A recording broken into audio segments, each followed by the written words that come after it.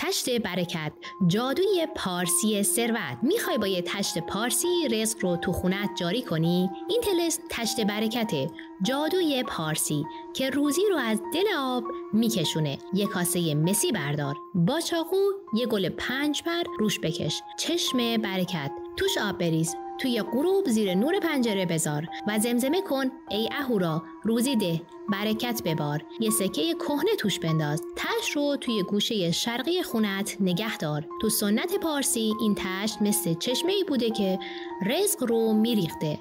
توی خونه‌های قدیمی ایران تشت برکت یک طلسم گرم و باستانی بوده که رزق و روزی رو به زندگی جاری می‌کرده. مردم پارسی باور داشتن این ظرف با آب و دعا مثل یک چشمه برکت رو از اهورامزدا یا خدا به خونه میکشونه. توی غروب‌های دلانگیز یک کاسه مسی برمی داشتن و با چاقو یک گل 5 پر روش میکشیدن.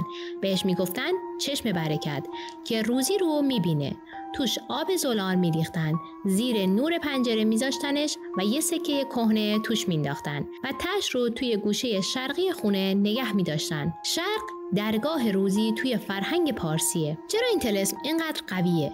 برایان اسپونر توی کتاب اکولوژی فرهنگی عشایر میگه تشت برکت توی آیین‌های پارسی نماد جریان رزق بوده و برای دعوت فراوانی استفاده میشده. کاوش‌های توی شیراز نشون داده که تشت‌های کنده‌کاری شده با سکه و اشیای قیمتی مدفون میشدن. باستراتسون توی روغن کوهی وحشی نوشته که آب نفس برکته و گل 5 پر قلب طلسم رو بیدار میکنه. ریشش به آیین‌های زرتشتی و اسلامی برمیگرده. این طلسم چطور کار میکنه؟ آب جادو رو جاری میکنه و گل ثروت رو به تشت گره میزنه. وقتی زمزمه میکنی انگار داری به آسمون میگی رزقم رو توی این ظرف بریز. سکه این برکت رو قفل میکنه و گوشه شرقی خونت رو به یه چشمه پارسی تبدیل میکنه. محمد جواد مشهور توی فرهنگ پارسی پیش از اسلام میگه این طلسم از آیین‌های باستانی ایران میاد و بعدها با دعاهای اسلامی قاطی شده. هنوز هم توی روستاهای ایران زنده است.